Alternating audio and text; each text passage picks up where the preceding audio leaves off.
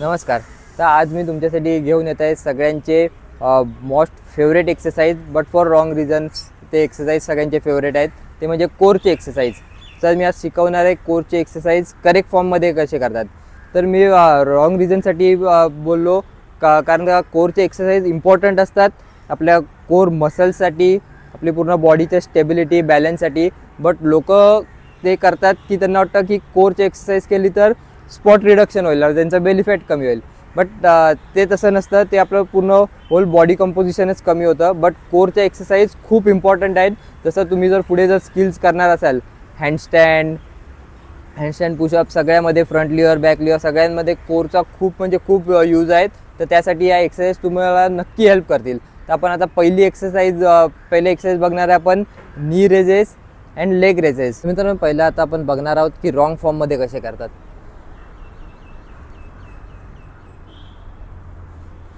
नी raises, leg raises.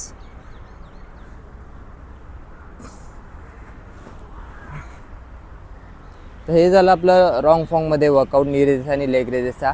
Wrong form कारण का यात काही कोर एंगेजमेंट नव्हती. आपण फक्त लेग रेस केलं. बट आपण हे कोरसाठी करतो आहे, तर आपल्याला कोर एंगेजमेंट वगैरे एकदम परफेक्ट पाहिजे. आणि स्टार्ट जी केलेली ही एकदम स्टार्टिंगला जर आपण बिगनर म्हणून शिकत असेल, ही स्टार्ट सगळ्यात वर्स्ट आहे कोर एक्सरसाइजसाठी.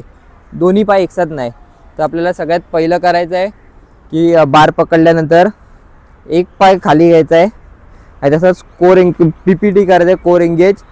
कोर एंगेज केला तर आपले त्यानंतर आपला हिप मसल स्क्वीज करायचा आहे पुढे आणि हळू दुसरा पाय सोबत आणायचा आहे. अँड मग पूर्ण कंट्रोलनी पाय स्ट्रेट एंड. आता माझी बॉडी बघा स्विंग होत नाही. मगाशी खूप स्विंग होत होती. स्लोली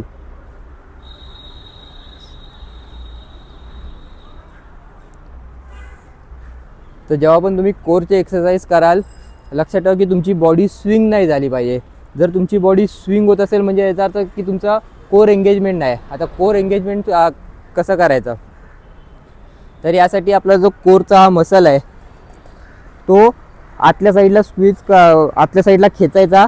आणि आपला जो हिप मसल आहे तो बाहेरच्या साईडला म्हणजे समोरच्या साईडला पुढे स्क्वीज करायचा. हा आत आणि हा बाहेर. आपली बॉडी स्ट्रेट राहील.